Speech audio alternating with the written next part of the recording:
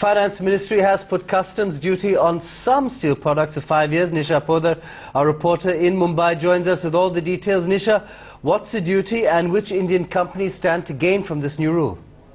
Right, Siddharth, it's about 20 to 30% depending on the various products of stainless steel.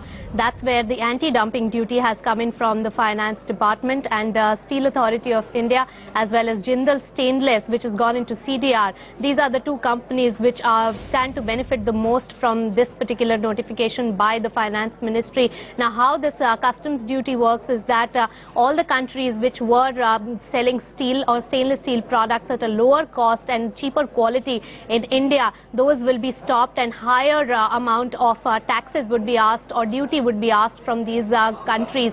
Now, most of the countries include China, Korea, Japan, US and Europe. We know that lately, after the global meltdown happened, Indian steel industry was the buoyant one because domestic demand was robust, while we have seen that globally steel demand has been going down. While the production has been up in China and in other places of steel, India was the best bet for dumping the steel that has been produced worldwide. So that was hampering the growth prospects of industry in India, and that's why the steel industry had been asked for this. Now, this was provisional 6 months back, and now it has been confirmed for 5 years by the Department of Finance. Right. And good news coming in for the steel industry summit.